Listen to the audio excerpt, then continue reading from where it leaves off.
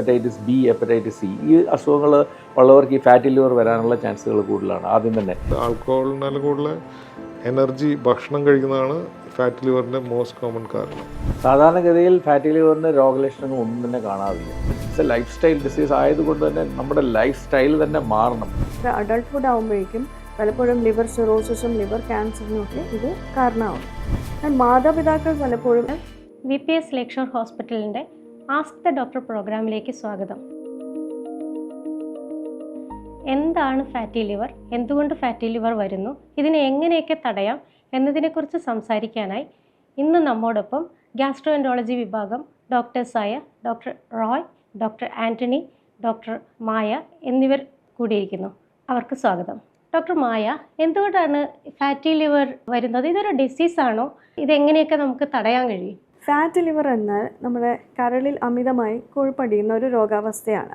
അതൊരു life style ഡിസീസാണ്. അതായത് ഒരു ജീവിത ശൈലിയിലുള്ള നമ്മുടെ മാറ്റങ്ങൾ കാരണം വന്ന ഒരു അസുഖങ്ങളാണ്. ഇപ്പോൾ വർഷങ്ങളായി നമ്മൾ നോക്കിക്കഴിഞ്ഞാൽ നമ്മുടെ പ്രസൻറ്റ് സിനേറിയോ നോക്കിയാൽ നമുക്കിപ്പോൾ ഫുഡ് വളരെയധികം ഈസിലി അവൈലബിൾ ആണ്. Food is available in plenty. അപ്പോൾ നമ്മൾ ആവശ്യത്തിനും അനാവശ്യത്തിനും ഇപ്പോൾ ഭക്ഷണം കഴിക്കുന്നു. അതുപോലെ നമുക്കിപ്പോൾ നമ്മുടെ പല ജീവിത സാഹചര്യം കാരണം നമുക്കിപ്പോൾ വ്യായാമക്കുറവുണ്ട്. അപ്പോൾ ഇത് there is an imbalance in the body. അത് കഴിക്കുന്ന ഫുഡിനേക്ക് ആവശ്യത്തിലധികം food we are not eating the right quantity of food, so also we are not eating the right food. അപ്പോൾ റൈറ്റ് ക്വാണ്ടിറ്റി എന്ന് പറഞ്ഞാൽ നമ്മൾ ആവശ്യത്തിൽ കൂടുതൽ നമ്മൾ കഴിക്കുകയും right food, what is the right kind of food എന്ന് പറഞ്ഞാൽ ഇപ്പോൾ പലപ്പോഴും നമ്മൾ അമിതമായി കാർബോഹൈഡ്രേറ്റ്സ്, അതായത് അന്നജം, ഫാറ്റ് മുതലായ നമ്മുടെ ശരീരത്തിൽ വളരെയധികം കയറുന്നു. ഇപ്പോൾ കുട്ടികളുടെ കാര്യങ്ങൾ നോക്കിയാൽ നമ്മൾ ഒരുപാട് ഇപ്പോൾ റിഫൈൻഡ് കാർബോഹൈഡ്രേറ്റ്സ്, അതായത് പിസ്സ, പാസ്ത, ചോറ്, ഇതെല്ലാം നമ്മൾ വളരെ ആവശ്യത്തിലധികം കഴിക്കുന്നു. അതുപോലെ അപ്പോൾ ദർ ഇസ് എൻ ഇംബാലൻസ്, എക്സസൈസും കുറവ്. അപ്പോൾ നമ്മുടെ ശരീരത്തിലൊരു ഇംബാലൻസ് ഉണ്ടാവുകയും നമ്മുടെ ശരീരത്തിൽ കാലറി കൂടുകയും വരും. ആ കൂടുതലായിട്ടുള്ള കാലറി ഫാറ്റായി നമ്മുടെ അമിതവണ്ണമായി നമ്മുടെ ശരീരത്തിൽ കൊഴുപ്പടിയുകയും അതിൻ്റെ ഒരു ശതമാനം നമ്മുടെ കരളിൽ അടിയുന്നതിനാണ് നമ്മൾ ഫാറ്റി ലിവർ എന്ന് പറയുന്നത്. ഫാസ്റ്റ് ഫുഡൊക്കെ കഴിച്ചാൽ ഈ ഫാറ്റി ലിവറിന് സാധ്യതകൾ കാണുന്നുണ്ടോ? ഇത് ഫാസ്റ്റ് ഫുഡ് മാത്രമല്ല, നമ്മൾ എന്താണ് കഴിക്കുന്നത് എന്നുള്ളതാണ്. അപ്പോൾ കൂടുതലായി കൊഴുപ്പും അന്നജവും അടങ്ങിയ ഭക്ഷണങ്ങൾ അത് ശരീരത്തിൽ ഫാറ്റായി സ്റ്റോർ ചെയ്യും. അതാണ് നമുക്ക് പിന്നീട് ഫാറ്റി ലിവറായി പരിണമിക്കുന്നത്. ഡോക്ടർ റോയ്, ഡോക്ടർ മായ പറയുന്നത് ഇതൊരു ലൈഫ് സ്റ്റൈൽ ഡിസീസാണെന്ന്. അങ്ങനെയാണെങ്കിൽ ഇത് കൊളസ്ട്രോൾ, ഡയബറ്റിക് തുടങ്ങിയ അസുഖങ്ങൾ അതൊരു കാരണമായി? തീർച്ചയായും ഡയബറ്റിസും കൊളസ്ട്രോളും ഒക്കെ ഉള്ളവർക്ക് ഇത് വരാനുള്ള ചാൻസുകൾ വളരെ കൂടുതലാണ്. അപ്പോൾ എപ്പോഴും നമ്മളൊരു പേഷ്യൻ്റ് വരുമ്പോൾ, അല്ലെങ്കിൽ ഒരു അൾട്രാസൗണ്ട് റിപ്പോർട്ടുമായിട്ടൊരു പേഷ്യൻ്റ് വരുമ്പോൾ നമ്മൾ ആദ്യം പേഷ്യൻ്റ് വരുന്നത് വളരെ ബുദ്ധിമുട്ടായിരിക്കും ഒരു ഫാറ്റി ലിവർ ഡയഗ്നോസ് ചെയ്തിട്ട്. അപ്പോൾ ഇതിൻ്റെ നമ്മൾ ആദ്യം ഇവരോട് ചോദിക്കുന്ന കാര്യങ്ങൾ, ഒന്ന് ഈ രോഗിക്ക് ഷുഗർ ഉണ്ടോ, അല്ലെങ്കിൽ കൊളസ്ട്രോൾ ഉണ്ടോ, അമിതവണ്ണമുണ്ടോ, ഈ 3 കാര്യം മായ പറഞ്ഞ മാതിരി അമിതവണ്ണമുണ്ടോ, ഈ 3 കാര്യങ്ങളാണ് നമ്മൾ ഏറ്റവും ആദ്യമായിട്ട് ചെക്ക് ചെയ്യേണ്ടത്. പിന്നീട് നോക്കുന്ന കാര്യമാണ് എന്തെങ്കിലും വൈറൽ ഇൻഫെക്ഷൻസോ അതോ വേറെ എന്തെങ്കിലും അസുഖങ്ങളുണ്ടോ, അതായത് ഹെപ്പറ്റൈറ്റിസ് ബി, ഹെപ്പറ്റൈറ്റിസ് സി, ഈ അസുഖങ്ങൾ ഉള്ളവർക്ക് ഈ ഫാറ്റി ലിവർ വരാനുള്ള ചാൻസുകൾ കൂടുതലാണ് ആദ്യം തന്നെ. അപ്പം ഈ ഷുഗർ എങ്ങനെയുണ്ട്, എത്ര വർഷമായിട്ട് ഷുഗറുണ്ട്, ഇത് കൺട്രോൾഡ് ആണോ, അതൊക്കെ നമ്മൾ ആദ്യം തന്നെ നോക്കണം. പിന്നീട് കൊളസ്ട്രോളും ട്രൈഗ്ലിസറൈഡും അങ്ങനത്തെ കാര്യങ്ങൾ ചെക്ക് ചെയ്യണം, അത് ഉണ്ടോ എന്ന് നോക്കണം. പിന്നെ ഒബേസിറ്റി, അതായത് patient especially truncal obesity, abdominal obesity ആണ് ഇതിൻ്റെ ഏറ്റവും വലിയ ബുദ്ധിമുട്ട്. അങ്ങനെയുള്ളവരിൽ നമ്മൾ അത് ഡീറ്റെയിൽഡ് ആയിട്ട് നോക്കണം. പിന്നെ ഇതിൻ്റെയൊക്കെ കൂടുതലായിട്ട് നമ്മൾക്കൊരു കാര്യം കൂടെ ശ്രദ്ധിക്കേണ്ടത് ഈ ഫാമിലി ഹിസ്റ്ററിയാണ്. ഫാമിലി ഹിസ്റ്ററിയിൽ ലിവർ പ്രോബ്ലം ഉള്ളവരാണോ, അല്ലെങ്കിൽ ഇവരുടെ എന്തെങ്കിലുമൊക്കെ, അത് തീർച്ചയായിട്ടും നോക്കണം. സാറിപ്പോൾ പറഞ്ഞു ഒബേസിറ്റി ഉള്ളവരിൽ കൂടുതലായിട്ട് കാണുന്നു ഫാറ്റി ലിവർ. മെലിഞ്ഞവരിലും ഫാറ്റി ലിവർ കാണാൻ സാധ്യതയില്ലേ? ഒബിസിറ്റി എന്താണ്? ഒബിസിറ്റി എന്ന് പറഞ്ഞാൽ, ഒബിസിറ്റി നമ്മൾ സാധാരണ ഡിഫൈൻ ചെയ്യുമ്പോൾ നമ്മളൊരു BMI എന്ന് പറഞ്ഞൊരു സാധനം വെച്ചാണ് നമ്മൾ ഒബിസിറ്റി ആണോ ഇല്ലെന്ന് തീരുമാനിക്കുന്നത്. നമ്മൾ സാധാരണയായിട്ട് BMI ഭയങ്കര ഈസിയാണ് കണ്ടുപിടിക്കാൻ, നമുക്ക് അടയാളപ്പെടുത്താൻ. അതായത് നമ്മുടെ വണ്ണവും ഹൈറ്റും കൂടിയിട്ടുള്ള ഒരു വണ്ണത്തിനെ ഡിവൈഡ് ചെയ്യുക വിത്ത് ഹൈറ്റ്. അപ്പോൾ നമുക്ക് കിട്ടുന്നൊരു വാല്യൂ ഉണ്ട്. അത് 18 മുതൽ 25 വരെ നോർമൽ വണ്ണം എന്ന് പറയണം. 25-ന് മേലെ 30 വരെ നമ്മളതിനെ ഓവർ വെയ്റ്റ് എന്ന് പറയും. 30-ന് മേലെയാണ് നമ്മൾ ഒബിസിറ്റി എന്ന് പറയുന്നത്. ഒബിസിറ്റി എന്ന് പറഞ്ഞാൽ വണ്ണുള്ളത്. അപ്പോൾ സാറിന് ഈ ഓവർ വെയ്റ്റ് ഒബിസിറ്റിക്ക് പോകുന്നതോറും നമ്മുടെ ഈ ഫാറ്റ് ഡെപ്പോസിഷൻ, ഈ പറഞ്ഞ ട്രങ്കൽ ഒബിസിറ്റി, ഡോക്ടർ റോയ് പറഞ്ഞില്ല, ട്രങ്കൽ ഒബിസിറ്റി കൂടും. അത് ഇൻഡയറക്റ്റ്ലി നമുക്കറിയാം, അത് ലിവറിൽ ഫാറ്റ് അടിയാനുള്ള ചാൻസ് ഭയങ്കര കൂടുതലാണ്. ഈ ബിലോ 18.5 എന്ന് പറയുന്നത് ലീൻ ആൾക്കാർ. ഈ ലീൻ ആൾക്കാരിൽ ഈവൻ 10% ഫാറ്റി ലിവർ, 10% ആൾക്കാർ ലീൻ ഫാറ്റി ലിവറാണ്. അവർക്ക് BMI നോർമലായിരിക്കും, ലോ ആയിരിക്കും, നോർമലായാലും ലോ ആയിരിക്കും. പക്ഷേ ദേ ഹാവ് ഫാറ്റി ലിവർ. 10% ആൾക്കാർ അങ്ങനെയാണ്. ഇതിൻ്റെ കാരണം പ്രത്യേകിച്ച് ജനറ്റിക് ആയിരിക്കും മോസ്റ്റ് കോമൺ കോസ്.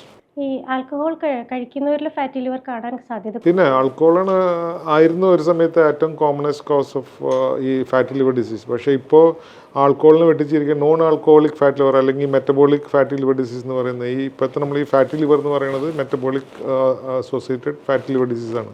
അതാണ് ഇപ്പോൾ കോമൺ ആൽക്കഹോളെല്ലാം കൂടുതൽ കാണുന്നത്. ആൽക്കഹോളിനെല്ലാം കൂടുതൽ എനർജി ഭക്ഷണം കഴിക്കുന്നതാണ് ഫാറ്റി ലിവറിൻ്റെ മോസ്റ്റ് കോമൺ കാരണം.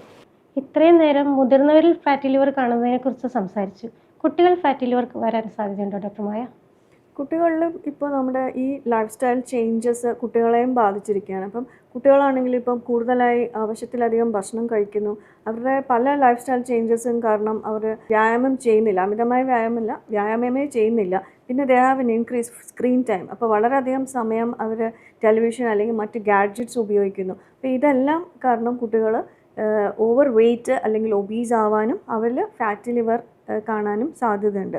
ഇത് കുട്ടികളിൽ കൗമാരപ്രായത്തിലും ഫാറ്റി ലിവർ ഉള്ള കുട്ടികൾക്ക് പിന്നീട് നമ്മൾ മനസ്സിലാവുന്നത് അവർ അഡൾട്ട്ഹുഡ് ആകുമ്പോഴേക്കും പലപ്പോഴും ലിവർ സിറോസിസും ലിവർ ക്യാൻസറിനും ഒക്കെ ഇത് കാരണമാവുന്നു. എന്നാൽ മാതാപിതാക്കൾ പലപ്പോഴും ഇതിന് അതിൻ്റേതായ ഗൗരവം കൊടുക്കുന്നില്ല. കാരണം കുട്ടി എപ്പോഴും ചബ്ബിയായിട്ട് ഫാറ്റായിട്ട് ഇരിക്കുന്നതാണ് അച്ഛനമ്മമാർക്ക് കാണാൻ ഇഷ്ടം. പക്ഷേ അത് പലപ്പോഴും അതിൻ്റെ ഭവിഷ്യത്തുകൾ അവർ മനസ്സിലാക്കുന്നില്ല. അപ്പോൾ പേരൻസിന് ഒരു അവയർനെസ് വളരെ പ്രധാനമാണ്. ഏത് വയസ്സ് മുതൽ കുട്ടികൾ ഫാറ്റി ലിവർ കാണാറുണ്ട്? കുട്ടികളുടെ ഏത് പ്രായത്തിലും ഫാറ്റി ലിവർ കാണാം. പക്ഷേ ഒരു 5 വയസ്സിൽ താഴെയുള്ളൊരു കുട്ടി നമ്മൾ ഫാറ്റി ലിവറായിട്ട് വന്നാൽ നമ്മളതൊരു ലൈഫ് സ്റ്റൈൽ ഡിസീസായി കൺസിഡർ ചെയ്യുന്നതിന് മുമ്പേ മറ്റ് പല കാരണങ്ങളും ടെസ്റ്റ് ചെയ്യും. കുട്ടി എന്തെങ്കിലും മരുന്നിൻ്റെ പാർശ്വഫലമായിട്ടാണോ അല്ലെങ്കിൽ ചിലപ്പോൾ ചില മെറ്റബോളിക് ഡിസീസിൻ്റെ കോംപ്ലിക്കേഷനായിട്ട് ഫാറ്റി ലിവർ വരാം. ബട്ട് ഒരു 5 വയസ്സിന് മേളിൽ വന്നു കഴിഞ്ഞാൽ കുട്ടി ഓവർ വെയ്റ്റ് ആണ്, നമ്മളൊരു സ്കാനോ അല്ലെങ്കിൽ ബ്ലഡ് ടെസ്റ്റോ ചെയ്യുമ്പോൾ അതിൻ്റെ അബ്നോർമാലിറ്റീസ് കണ്ടു കഴിഞ്ഞാൽ നമുക്കത് നോൺ ആൽക്കഹോളിക് ഫാറ്റി ലിവറായിട്ട് തന്നെ എടുക്കേണ്ടി വരും കുട്ടികളിലും കൗമാരപ്രായക്കാരിലും. ഇത്രയും നേരം നമ്മൾ ഫാറ്റി ലിവർ ആരിലൊക്കെ കാണുമെന്ന് പറഞ്ഞു. എന്തൊക്കെയാണ് ഈ ഫാറ്റി ലിവറിൻ്റെ രോഗലക്ഷണങ്ങൾ? സാധാരണഗതിയിൽ ഫാറ്റി ലിവറിൻ്റെ രോഗലക്ഷണങ്ങൾ ഒന്നും തന്നെ കാണാറില്ല. പിന്നെ ചില സമയങ്ങളിൽ അവർ പറയും ഇവിടെ ഒരു ഡിസ്കംഫർട്ട്, ഈ വലത്തുവശത്ത് ഒരു ലിവറിൻ്റെ ഭാഗത്തായിട്ടൊരു ഡിസ്കംഫർട്ട്. പക്ഷേ അത് എല്ലാവരിലും ഒന്നും ഉണ്ടാകത്തില്ല, അധികം ആൾക്കാരിലും കാണത്തുമില്ല. ചിലരിങ്ങനെ പറയുമ്പോൾ നമ്മൾ അത് ശ്രദ്ധിക്കുന്നു എന്ന് മാത്രമേ ഉള്ളൂ. അല്ലെങ്കിൽ ഏർലി സ്റ്റേജസിൽ ലിവറിൻ്റെ എന്ത് പ്രോബ്ലം, ഏർലി അല്ല, ഈവൻ സിറോസിസ് ആയാൽ പോലും പേഷ്യൻസിന് സാധാരണ ഒരു രോഗലക്ഷണവും കാണാറില്ല. പക്ഷെ ഞാൻ ഒരു കാര്യം പറഞ്ഞിട്ട്, ചില പേഷ്യൻസ് ഫെറ്റീഗ്, അതായത് ഭയങ്കര തളർച്ച, ക്ഷീണം പറഞ്ഞിട്ട് വരാറുണ്ട്. അപ്പോൾ നമ്മൾ നോക്കുമ്പോൾ ചിലപ്പോൾ ഫാറ്റ് ലിവർ നല്ല ലിവർ ഇൻഫ്ലെയിംഡ് ആയിട്ട് കാണും. അതിന് നമ്മൾ നാഷ് അല്ലെങ്കിൽ മാഷ് എന്ന് പറയും. അതും ഭയങ്കര തളർച്ചയൊക്കെ ആയിട്ട് ഒരു ക്ഷീണമായി കാണാം. പക്ഷെ ബേസിക്കലി ഇത് സൈലൻറ്റ് എപ്പിഡമിക്, സൈലൻറ്റ് കില്ലർ എന്നും പറയും ഇതിനെ. സാധാരണ ഈ അൾട്രാസൗണ്ട് സ്കാനിങ് ഒക്കെ കഴിയുന്ന പലരിലും ഫാറ്റി ലിവർ കാണാറുണ്ട്. അതിനുശേഷം അവർ പാനിക്കായി കാണാറുണ്ട്. ട്രീറ്റ്മെൻ്റ് ഉണ്ടോ, ഇതെന്ത് ചെയ്യുന്നില്ല, അതിനെന്തെങ്കിലും ട്രീറ്റ്മെൻറ്റ് ഉണ്ടോ സർ? നമ്മളൊരു അൾട്രാസൗണ്ടിൻ്റെ റിപ്പോർട്ടായിട്ട് വരുമ്പോൾ നമ്മൾ ആദ്യം തന്നെ ഒരു ബ്ലഡ് ടെസ്റ്റ് എടുത്ത് നോക്കും, ഇത് ഇൻഫ്ലെയിംഡ് ലിവർ ആണോ അല്ലേ എന്ന് അറിയാൻ. അപ്പോൾ ഇൻഫ്ലമേഷൻ ഉണ്ടെന്ന് പറഞ്ഞിട്ടുണ്ടെങ്കിൽ പിന്നെ നമ്മൾ എത്രത്തോളം ലിവറിൽ ഫാറ്റ് ഉണ്ടെന്നും ലിവറിൽ എത്രത്തോളം അത് ഫൈബ്രോസിസ് എന്ന് പറയും, എത്രത്തോളം ലിവർ സ്റ്റിഫായിട്ട് നോക്കാം. അതിന് നമുക്കൊരു ഫൈബ്രോ സ്കാൻ എന്ന് പറഞ്ഞൊരു ടെസ്റ്റ് ഉണ്ട്, ഫൈബ്രോ സ്കാൻ ഇലാസ്റ്റോഗ്രാഫി. അത് നമ്മൾ അൾട്രാസൗണ്ട് പോലത്തെ ഒരു മെഷീൻ വെച്ച് ചെയ്യുന്ന ഒരു സാധനമാണ്. അത് വെച്ച് നോക്കും. അത് വെച്ച് നമുക്ക് കൃത്യമായിട്ട് ലിവറിൽ എത്രത്തോളം ഫൈബ്രോസിസ്, അത് F1 മുതൽ F4 വരുന്നത്. F4 എന്ന് പറഞ്ഞാൽ സിറോസിസ്, അതുണ്ടോ ഇല്ലയോ നമ്മൾ അത് വെച്ചിട്ടാണ് നമ്മൾ ട്രീറ്റ്മെൻറ്റ് ഡിസൈഡ് ചെയ്യുന്നത്. എത്രത്തോളം സിവിയറിറ്റി അല്ലെങ്കിൽ ഗൗരവം കൊടുക്കുന്നത് തീരുമാനിക്കുന്നത് ഈ ടെസ്റ്റ് വെച്ചിട്ടാണ്.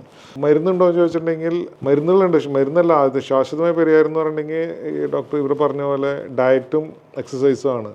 നല്ല ഡയറ്റ് ഉപയോഗിച്ചിട്ട് നമ്മുടെ കാലറീസ് കുറയ്ക്കുക, എക്സസൈസ് ചെയ്ത് കാലറീസ് കത്തിച്ച് കളയുക. അതാണ് കോമൺലി ചെയ്യുന്നത്. ലൈഫ് സ്റ്റൈൽ ചേഞ്ചസാണ് ആദ്യം വരുത്തേണ്ടത്. ഇതിൽ മാറിയിട്ടില്ല, പിന്നെ ഫൈബ്രോസിസ് ലെവൽ കൂടിക്കൊണ്ടിരിക്കുകയാണ് എന്തൊക്കെയാണെങ്കിൽ നമ്മൾ മരുന്ന് കൊടുക്കണം. മരുന്നുകൾ പലവിധ മരുന്നുകളുണ്ട്. അത് പേഷ്യൻറ്റിൻ്റെ ഇതും സിറ്റുവേഷനും അപ്പോഴത്തെ സാഹചര്യം അനുസരിച്ചാണ് ഞങ്ങൾ മരുന്ന് എഴുതുന്നത്. ഫിറ്റ്നസിനെ കുറിച്ച് കുറച്ചും കൂടെ ആധികാരികമായിട്ട് ഡോക്ടർ റോയ്ക്ക് സംസാരിക്കാൻ പറ്റും. സാർ, ഏത് ടൈപ്പ് ഓഫ് എക്സസൈസ് ഫാറ്റി ലിവറിനെ കുറയ്ക്കാൻ കഴിയും? ഏത് ടൈപ്പ് എക്സസൈസ് എന്നുള്ളതല്ല, നമ്മളിപ്പോൾ ഇതിന് ബേസിക്കലി നമ്മളൊരു രോഗി വന്നു കഴിഞ്ഞാൽ ഇവന് ഫാറ്റി ലിവർ ഉണ്ടെങ്കിൽ നമ്മൾ ആദ്യം പറയുന്നത് ഒരു 5 to 10% വെയിറ്റ് റിഡക്ഷൻ വേണമെന്നാണ്. Suppose there is a fibrosis, അതായത് ഈ ഫൈബ്രോ സ്കാനൊക്കെ ചെയ്ത് ഫൈബ്രോസിസ് ഉണ്ടെങ്കിൽ definitely he has to reduce 10% of his original body weight. അപ്പോൾ അതാണ് ആദ്യത്തെ. അത് എന്ത് ചെയ്തു എന്നുള്ളത് നമുക്കൊരു ഇതില്ല. പക്ഷേ പറയുമ്പം നമുക്ക് എല്ലാവിധ എക്സസൈസുകളും ചെയ്യണം. അതായത് aerobics and weight strengthening exercise, ഇത് രണ്ടും ചെയ്യണം. അതാണ്. പിന്നെ അതിൻ്റെ കൂട്ടത്തിൽ എക്സസൈസ് മാത്രം പോരാ, ഡയറ്റ് കൺട്രോളും വേണം. ഇത്രയും കാര്യങ്ങൾ നോക്കണം വെയിറ്റ് കുറയാനായിട്ട്. പിന്നെ ഇതൊരു everybody said that it's A life style disease ആയതുകൊണ്ട് തന്നെ നമ്മുടെ ലൈഫ് സ്റ്റൈൽ തന്നെ മാറണം. സോ അത് നമ്മളതിനൊരു അതിനൊരു പ്രത്യേക നമുക്കൊരു തീരുമാനം എടുത്ത് അത് മുമ്പോട്ട് പോയില്ലെങ്കിൽ അതൊരിക്കലും നമുക്ക് നടപടിയാകത്തില്ല. കാരണം ഇപ്പോൾ നമ്മൾ കണ്ടുവരുന്ന ആൾക്കാരിൽ ഒരു വർഷങ്ങൾ ഇവർക്ക് ഒരു പ്രോബ്ലം ഉണ്ടാകത്തില്ല. പിന്നീടാണ് ഇവർ വരുന്നത് ലിവർ സിറോസിസും ലിവർ ക്യാൻസറും ഒക്കെ ആയിട്ട്. സോ അതുകൊണ്ട് ആദ്യം തന്നെ അവർക്ക് മനസ്സിലാവണം ഇതിങ്ങനെയൊക്കെയാണ്. അപ്പോൾ അത് പ്രോപ്പറായിട്ട് ഡയറ്റ് കൺട്രോൾ ചെയ്ത് എക്സസൈസ് ചെയ്ത് അത് ഡെയിലി ആയിട്ട് അവർ ചെയ്യണം. It has to be daily routine, അല്ലെങ്കിൽ അത് ഒരിക്കലും നമുക്ക് നടക്കത്തില്ല. ഞാനൊരു അഡീഷൻ കൂടി പറയാം. ഈ എക്സസൈസ് എന്ന് പറഞ്ഞാൽ 2 ടൈപ്പ് എന്ന് പറഞ്ഞാൽ, ഒന്ന് കാർഡിയോ എക്സസൈസ്, ഒന്ന് റെസിസ്റ്റൻ്റ് ട്രെയിനിങ്. കാർഡിയോ എന്ന് പറഞ്ഞിട്ടുണ്ടെങ്കിൽ മെയിൻലി ഓട്ടം, നടത്തം, സൈക്ലിംഗ്, സ്വിമ്മിങ്, ഇതൊക്കെയാണ് കാർഡിയോ എക്സസൈസിൽ വരുന്നത്. ഒരു 50% കാർഡിയോ എക്സസൈസ് ആയിരിക്കും, 50% റെസിസ്റ്റൻ്റ് ട്രെയിനിങ്. അതായത് നമ്മൾ ജിമ്മിൽ പോയിട്ട് വെയിറ്റ് എടുക്കുക, സ്ക്വാട്ടിങ് ചെയ്യുക, ഇതെല്ലാം റെസിസ്റ്റൻ്റ് ട്രെയിനിങ്ങിൻ്റെ ഭാഗം. ഇത് രണ്ടും കൂടി മിക്സ് ചെയ്താലേ നമുക്ക് എക്സൈറ്റ് വെയിറ്റ് ഉള്ളൂ. പക്ഷേ ഓവറോൾ ഞാൻ ഒരു 40% വെയിറ്റ് ഈ എക്സസൈസ് കൊണ്ട് കുറയുള്ളൂ. 60% weight reduction is based on diet. Lifestyle മോഡിഫിക്കേഷൻസിനെ കുറിച്ച് പറഞ്ഞു, എക്സസൈസിനെ കുറിച്ച് പറഞ്ഞു, ഡയറ്റിനെ കുറിച്ച് കൂടുതൽ വിശദീകരിക്കാമോ ഡോക്ടർ മായ? ഇപ്പം നമ്മൾ നേരത്തെ പറഞ്ഞല്ലോ, നമ്മൾ ഭക്ഷണം ഇപ്പോൾ അമിതമായിട്ടാണ് കഴിക്കുന്നത്. So the focus should be on eating the right food in the right quantity. അപ്പോൾ നമുക്ക് ഇപ്പം സാധാരണ നമ്മളൊരാളുടെ പ്ലേറ്റ് എടുത്ത് നോക്കി കഴിഞ്ഞാൽ ഏറ്റവും കൂടുതൽ ഇരിക്കുന്നത് ചോറായിരിക്കും, പിന്നെ കറികളെല്ലാം ഇത്തിരി തൊട്ട്. But actually when we eat നമുക്കൊരു 40% മതി നമുക്ക് കാർബ്സ്. അപ്പോൾ നമ്മൾ കഴിക്കുന്ന ആഹാരത്തിൻ്റെ ഒരു 40% നമ്മൾ അന്നജം കഴിക്കാം. അതിനകത്ത് നമുക്ക് കൂടുതലായിട്ടും ഹോൾ ഗ്രെയിൻ, നമ്മൾ ഈ മൈദ പോലെയുള്ള ഭക്ഷണങ്ങൾ അവോയ്ഡ് ചെയ്യുന്നതാണ് നല്ലത്. അത് കഴിഞ്ഞാൽ പിന്നെ നമ്മൾ പ്രോട്ടീൻസ് നമ്മൾ അയാളുടെ ബോഡി വെയ്റ്റിന് ഒരു 1.2 to 1.5 grams per kg വരെ നമുക്ക് പ്രോട്ടീൻ ഇൻടേക്ക്. ഇപ്പോൾ egg white, fish, white meet, കഴിഞ്ഞ റെഡ് മീറ്റ് അവോയ്ഡ് ചെയ്യിക്കുന്നതാണ് നല്ലത്. പൾസസ്, ഇതെല്ലാം നമുക്ക് ഇൻക്ലൂഡ് ചെയ്യാം. അതുപോലെ തന്നെ ഒരു ഈക്വൽ പോർഷൻ നമ്മൾ വെജിറ്റബിൾസും ഫ്രൂട്ട്സും ഇൻക്ലൂഡ് ചെയ്യണം. വെജിറ്റബിൾസ് ആൻഡ് ഫ്രൂട്ട്സ് എന്ന് പറയുമ്പോൾ പല തരത്തിലുള്ള പേരൻസിന് include rainbow in your diet എന്ന് പറയും. അപ്പോൾ ഡയറ്റ് പല കളറിലുള്ള പല ഭക്ഷണങ്ങൾ നമ്മൾ കുട്ടികൾക്കാണെങ്കിലും അങ്ങനെ they can include A rainbow of vegetables and fruits in there diet. അതുപോലെ ശ്രദ്ധിക്കേണ്ട ഒരു കാര്യമാണ് കാർബണേറ്റഡ് ഡ്രിങ്ക്സ്. അത് നമ്മൾ പലപ്പോഴും വെള്ളത്തിന് പകരമായിട്ടാണ് ഉപയോഗിക്കുന്നത് ഈ കാർബണേറ്റഡ് ഡ്രിങ്ക്സ്. ഇപ്പോൾ ഒരു ക്യാൻ ഓഫ് ഈ കാർബണേറ്റഡ് ഡ്രിങ്ക് എടുത്ത ഏകദേശം ഒരു 350 ml ഉണ്ടാവും. അതിൽ ഏകദേശം 35 gram ഷുഗറാണ്. 35 gram ഷുഗർ എന്ന് പറഞ്ഞാൽ ഏകദേശം 10 ടീസ്പൂൺ ഓഫ് ഷുഗറാണ് അവർ എടുക്കുന്നത്. അത് വെള്ളത്തിന് പകരമാണ്. So you can imagine the amount of calorie നമ്മൾ എടുക്കുന്നത്. അപ്പോൾ ആ കാലറി നമ്മൾ റെസ്ട്രിക്റ്റ് ചെയ്ത് ആവശ്യത്തിനുള്ള ഭക്ഷണം, അതും നമ്മുടെ right quantity and the right quality of the food we should include. അപ്പോൾ അപ്പോഴേ നമുക്കൊരു ബാലൻസ്ഡ് ഡയറ്റ് വരികയും നമുക്ക് ഇപ്പോൾ നമ്മൾ ചിലവർ ചോദിക്കുക എത്ര കാലറി കഴിക്കാവുന്ന, how much calorie we can take. Around ഇപ്പോൾ ഒരു സെഡൻറ്ററി നമ്മളിപ്പോൾ എക്സസൈസിൻ്റെ പ്രാധാന്യമൊക്കെ പറഞ്ഞു. അപ്പോൾ ഒരു 1000 to 1500 കാലറീസ് കൂടുതൽ നമ്മൾ, especially if you want to lose weight, അതെടുത്തു കഴിഞ്ഞാൽ നമുക്ക് വെയിറ്റ് ഈ ഇതിനെ ഞാനൊരു എക്സ്റ്റൻഷൻ പറയാം. ഇപ്പോഴത്തെ തീം തന്നെ ഈ പ്രാവശ്യത്തെ ഫുഡ് ഈസ് മെഡിസിൻ എന്നാണ്. അപ്പോൾ ഫുഡ് മെഡിസിൻ പോലെ കഴിച്ചില്ലെങ്കിൽ മെഡിസിൻ ഫുഡ് പോലെ കഴിക്കേണ്ടി വരും. സർ ഞാനൊന്ന് ചോദിക്കട്ടെ, ഞാൻ പല അൾട്രാസൗണ്ട് റിപ്പോർട്ടിലും കണ്ടിട്ടുണ്ട് mild fatty liver, moderate fatty liver. എന്താണ് ഈ mild fatty liver, moderate fatty liver? ഇത് റിവേഴ്സ് ആവും ആളുകൾക്ക് തിരിച്ച്? മൈൽഡ് മോഡറേറ്റ് അല്ല ഇപ്പോൾ വരുന്നത്, ഗ്രേഡ് 1, 2, 3, 4 എന്ന് പറഞ്ഞിട്ടാണ് വരുന്നത്. യൂഷ്വലി അതിൽ ഞങ്ങളത് വിശ്വസിക്കുന്നില്ല, ഈ അൾട്രാസൗണ്ടിൽ ഗ്രേഡിങ്. അത് ഇത്രയും ഗ്രേഡിങ് ചെയ്യാൻ നല്ലത് ഞാൻ പറഞ്ഞില്ല, ഫൈബ്രോ സ്കാൻ വെച്ചിട്ട് ഗ്രേഡ് ചെയ്യണം. അത് ഇറ്റ്സ് മോർ സബ്ജക്റ്റീവ്. മറ്റേത് ഈ ഡോക്ടേഴ്സ് ഓരോരുത്തർ ആ സമയത്തെ കാഴ്ച, ആ സമയത്തെ മെഷീൻ്റെ കോൺട്രാസ്റ്റ് അനുസരിച്ച് ഇതിൻ്റെ ചേഞ്ചസ് വരും. ഈ ഗ്രേഡ് 1, 2, 3, 4 എന്ന് പറയുന്നത് അത് ബേസിക്കലി റേഡിയോളജിസ്റ്റിൻ്റെ ഗ്രേഡിംഗ് ആണ്. സോ നമുക്കറിയേണ്ടത് എന്തുമാത്രം ഫാറ്റ് ഉണ്ട്, എന്തുമാത്രം ഫൈബ്രോസിസ് ഉണ്ട്, ഇത് രണ്ടുമാണ് നമ്മൾ അറിയേണ്ടത്. അപ്പോൾ അതിന് നല്ല രീതിയിൽ ചെക്ക് ചെയ്യണമെങ്കിൽ ഒന്നുകിൽ ഷിയർ വേവ് എലാസ്റ്റോഗ്രഫി വെച്ചിട്ട് നമുക്ക് ഫൈബ്രോസ് പറയാൻ പറ്റും, പക്ഷേ അൾട്രാസൗണ്ടിൽ ഫാറ്റ് നമുക്ക് പറയാൻ പറ്റില്ല. അതുകൊണ്ടാണ് ഫൈബ്രോ സ്കാൻ യൂസ് ചെയ്യുന്നത്. സോ ഫൈബ്രോ സ്കാനിൽ we know that there is ഇത്രയും ഫാറ്റ് ഉണ്ട്, ഇത്ര ഫൈബ്രോസ് ഉണ്ട്. അതുപോലെ MR എലാസ്റ്റോഗ്രഫി എന്ന് പറയും, അതാണ് കുറച്ചുകൂടെ നല്ലത്, ഏറ്റവും ബെസ്റ്റ് അതാണ്. പക്ഷേ അത് കുറച്ചുകൂടെ കോസ്റ്റ്ലിയാണ്, അതുകൊണ്ടാണ് ആദ്യം പ്രോട്ടീനായിട്ട് യൂസ് ചെയ്യാത്തത്. പക്ഷേ അല്ലെങ്കിൽ ഫൈബ്രോ സ്കാൻ ആണ് യൂസ് ചെയ്യുന്നത്. ഫുഡിൻ്റെ കാര്യം പറഞ്ഞുകൊണ്ട് ഒരു കാര്യം കൂടെ പറയട്ടെ. ഇപ്പോൾ റീസെൻ്റായിട്ട് കുറച്ച് സ്റ്റഡീസ് വന്നിട്ടുണ്ട്. Black coffee without milk and sugar, at least 3 to 4 black coffees without milk and sugar is good for liver. And not only good for liver, for many other things black coffee is supposed to be good. Fibrosis കുറയ്ക്കുന്ന studies ഉണ്ട്. ഈ fatty liver കൂടിയാൽ liver സിറോസിസിലേക്ക് അത് കാരണമാകുന്നുണ്ടോ? പിന്നെ fatty liver progression നേരത്തെ പറഞ്ഞു കേട്ടില്ലേ, ഇത് ഫാറ്റി ലിവർ എന്ന് പറഞ്ഞിട്ടുണ്ടെങ്കിൽ ഇത് 30% ഫാറ്റി ലിവർ. ഇപ്പോൾ ഇന്ത്യനെ എടുത്ത്, ഇന്ത്യയിൽ ഇപ്പോൾ 1.4 ബില്യൺ ആൾക്കാരുണ്ട്. ഇതിൽ 30 to 40% ആൾക്കാർക്ക് ഫാറ്റി ലിവർ ഉണ്ട്. അതായത് 50 ലക്ഷം ആൾക്കാരുടെ അടുത്ത് ഫാറ്റി ലിവർ. ഇതിൽ ഒരു 30% ആൾക്കാർക്ക് ഈ ഫാറ്റ് ലിവർ ഡിസീസ്, അതായത് അത് ഈ ഇൻഫ്ലമേഷനും പ്രോഗ്രസ് ചെയ്യും. അതായത് ഒരു 15 മുതൽ 20 ലക്ഷം ആൾക്കാർക്ക് അത് പ്രോഗ്രസ് ചെയ്യും. ഈ പ്രോഗ്രഷൻ എന്ന് പറഞ്ഞാൽ ആദ്യം ഈ ഫൈബ്രോസിസിൻ്റെ പല സ്റ്റേജുകളിൽ പോയി ഫൈനൽ സ്റ്റേജാണ് സിറോസിസ്. അപ്പോൾ ഇതിൻ്റെ ഒരു 10% ആൾക്കാർക്ക് സിറോസിസ് വരും. അപ്പോൾ അപ്പോൾ ആലോചിച്ച് നോക്കി, ഇത്ര ലക്ഷം ആൾക്കാർക്ക് ഒരു സിറോസിസ് വരും. അതിൽ സിറോസ് വന്നു കഴിഞ്ഞിട്ടുണ്ടെങ്കിൽ അത് ആദ്യം ഒരു കോമ്പൻസേറ്റഡ് സിറോസ് ആയിരിക്കും, പിന്നെ അത് ലിവർ ഡീകോമ്പൻസേറ്റ് ചെയ്യാന്ന് പറഞ്ഞാൽ ലിവർ ഫെയിൽ ആയി തുടങ്ങും. അപ്പോൾ രണ്ട് കാര്യം, ഒന്ന് ലിവർ ട്രാൻസ്പ്ലാന്റേഷൻ, അല്ലെങ്കിൽ ആൾ മരിക്കും.